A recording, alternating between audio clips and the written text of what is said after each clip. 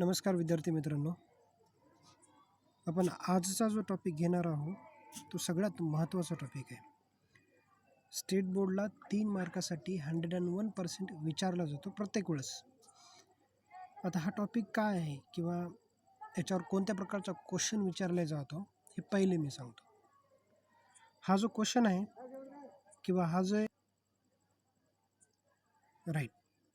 Question असा विचारला जाऊ शकतो, obtain the expression for kinetic energy of rotating body किंवा derive the expression for kinetic energy of rotating body. I repeat, they ask 3-mark question. Derive the expression for kinetic energy of rotating body or obtain the expression for kinetic energy of rotating body. महत्त्वाचा question आहे, 3 मार्कासाठी प्रत्येक वेळेस विचारतात. आता हा question नेमका काय असतो त्याचा मी पहिले सारांश सांगतो. त्यासाठी आपल्याला लागते परत एकदा रिजिड बॉडी. अशी एक रिजिड बॉडी घ्या ज्या रिजिड बॉडीमध्ये n नंबर ऑफ पार्टिकल्स असतील. आता जे रिजिड बॉडी आहे, समजा मी ही रिजिड बॉडी घेतली, consider a rigid body. Of course या ॲक्सिसच्या भोवती ही रिजिड बॉडी रोटेट व्हायला लागली. या ॲक्सिसच्या भोवती ही रिजिड बॉडी रोटेट व्हायली विथ अँग्युलर वेलॉसिटी ओमेगाने. आणि या ॲक्सिसच्या भोवती जेवढे काही n number of particle rotate व्हायले, या प्रत्येक पार्टिकलला एक लिनियर स्पीड आहे. समजा मी इथे जर एक पार्टिकल घेतला असेल, ऑफकोर्स याच्यामधला डिस्टन्स आपण r² घेतो. हा पार्टिकल रोटेट व्हायला v1 एवढ्या लिनियर स्पीडने. मी दुसरा एक पार्टिकल घेतला, हा पार्टिकल रोटेट व्हायला v2 एवढ्या लिनियर स्पीडने. मी जर n नंबर ऑफ पार्टिकल घेतला तर हा रोटेट व्हायला vn अमाऊंट ऑफ लिनियर स्पीडने. म्हणजेच रिजिड बॉडीमध्ये प्रेझेंट असणारे सर्व काही पार्टिकल किंवा सर्व पार्टिकलचा लिनियर स्पीड हा वेगवेगळा आहे. फक्त त्या रिजिड बॉडीचा जो अँग्युलर स्पीड आहे तो ओमेगा हा सेम असेल. आय रिपीट, रिजिड बॉडी जर एखादी रिजिड बॉडी एखाद्या ॲक्सिसच्या भोवती जर रोटेट होत असेल तर त्या रिजिड बॉडीचं टोटल मास कॅपिटल एमने इंडिकेट करा, हे इक्वली असेल. अँग्युलर स्पीड ओमेगाने ती बॉडी रोटेट होते आणि त्या रिजिड बॉडीमध्ये प्रेझेंट असणारे n नंबर ऑफ पार्टिकल्सचा स्पीड हा वेगवेगळा असेल. मी consider a rigid body of mass capital M rotating about an axis with angular speed omega perpendicular to the plane किंवा पेपर असं म्हणता येईल आपल्याला. आता आपल्याला कायनेटिक एनर्जीचं एक्सप्रेशन काढायचं आहे. कायनेटिक एनर्जीचा जनरल फॉर्म्युला असतो, आपण E ने इंडिकेट करूया, तो असतो 1/2 m × v². हा जनरल फॉर्म्युला आहे. आता एक्झॅक्टली ही रिजिड बॉडी आहे किंवा हे रोटेटिंग बॉडी आहे, ही रोटेट व्हायली आणि या बॉडीचा आपल्याला या बॉडीची कायनेटिक एनर्जी काढायची आहे, याचं एक्सप्रेशन आपल्याला काढायचं आहे. त्यासाठी मी एक साधं एक्झाम्पल देतो. फॉर एक्झाम्पल एक व्हेकल आहे किंवा एक ट्रक आहे. त्या ट्रकला आपल्याला बंद पडलेला आहे ट्रक आणि त्याला आपल्याला ढकलायचं आहे. एक व्यक्ती आला, त्याला ढकलायला लागला, तर तो समजा त्याची E amount of kinetic energy वापरायला, तो ढकलत नाही. परत दुसरा एक व्यक्ती आला, त्याने E2 अमाऊंट ऑफ एनर्जी वापरली, म्हणजे त्याची एनर्जी वेगळी असेल ना पहिल्यापेक्षा. समटाईम्स सेम असू शकते काही वेळेस. समजा जो पहिला ऑब्जेक्ट घेतला, पहिला जो पर्सन घेतला, त्याची आपण एनर्जी घेतली E1, दुसरा घेतला E2, तिसरा व्यक्ती आला, त्याने E3 वापरली.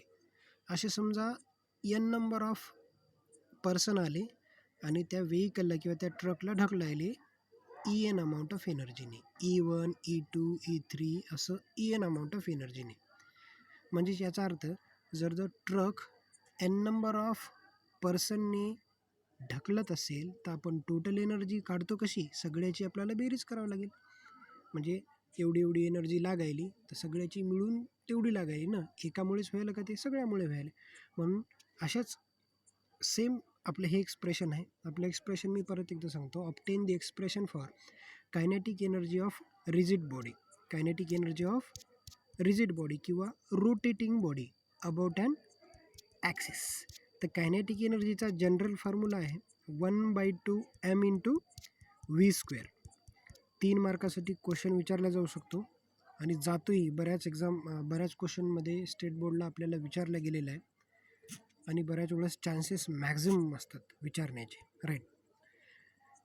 पहा क्वेश्चन कसा विचारला जाऊ शकतो किंवा एक्झॅक्टली काय असते मी तुम्हाला या नोट्सद्वारे मी थोडक्यात सांगतो.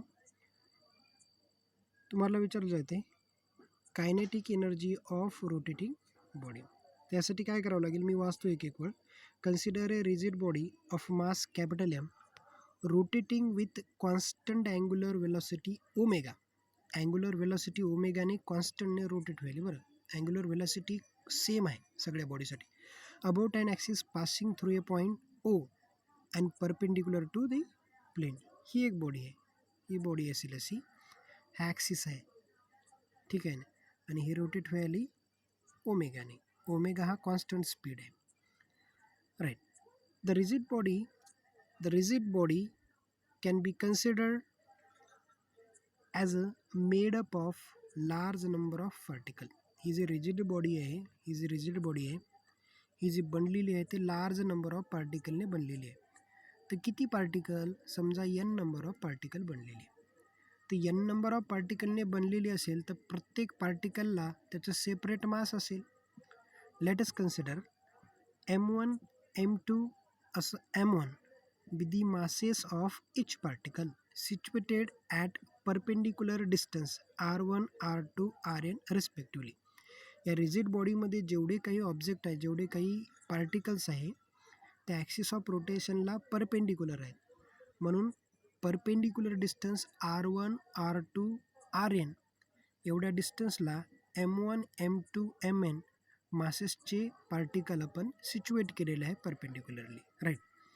आता प्रत्येक पार्टिकल जे आहे त्या प्रत्येक पार्टिकलचा लिनियर स्पीड वेगळा असेल. Next, the linear speed is different for each particle of masses m1, m2 up to mn. Linear speed पण वेगवेगळा असेल. मी जर पहिला पार्टिकल घेतला तर लिनियर स्पीड काय घ्यावं लागेल? v1. ठीक आहे ना, लिनियर स्पीड घेतला v1. बॉडी कोणत्या स्पीडने रोटेट व्हायली? Angular velocity ओमेगाने.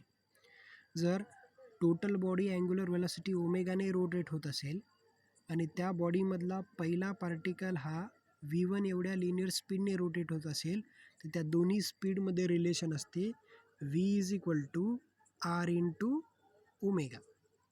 मी जर पहिला पार्टिकल घेतला असेल तर v1 is equal to r1 into omega. मी ओमेगा सेम ठेवायला, कॉन्स्टंट असेल, फक्त डिस्टन्स चेंज होईल, परपेंडिक्युलर डिस्टन्स आणि लिनियर स्पीड.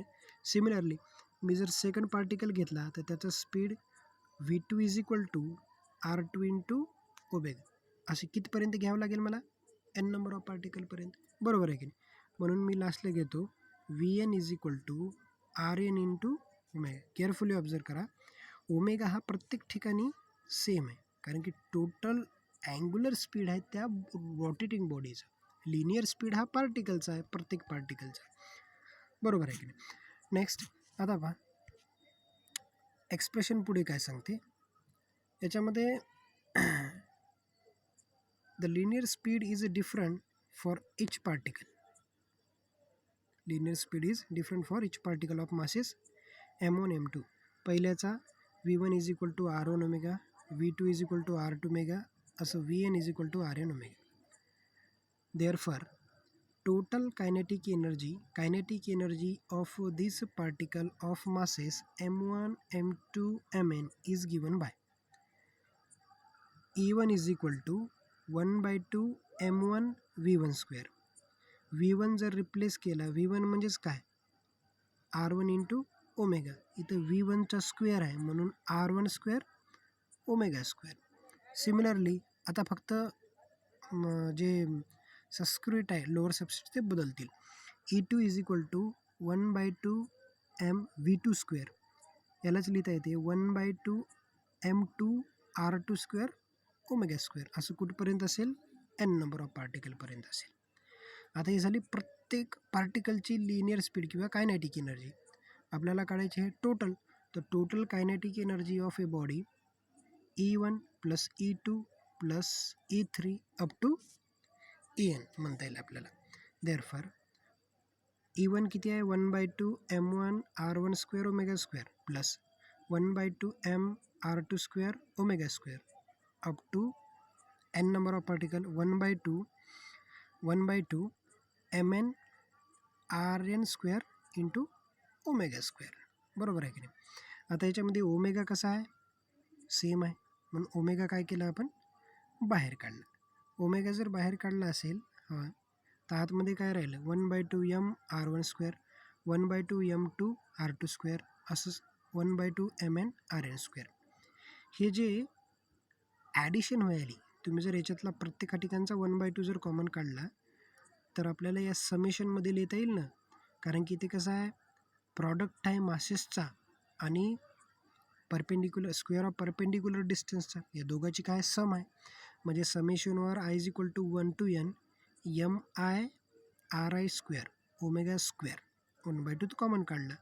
हा टोटल म्हणजेच काय summation over i is equal to 1 to n m i r i square म्हणजेच मोमेंट ऑफ इनर्शिया जो आपण आयने इंडिकेट करतो तो याच्या ठिकाणी ठेवला 1/2 जशाला तसा आय जशाला तसा into omega square. This is a expression for kinetic energy of rotating body. They ask for a 3 mark question.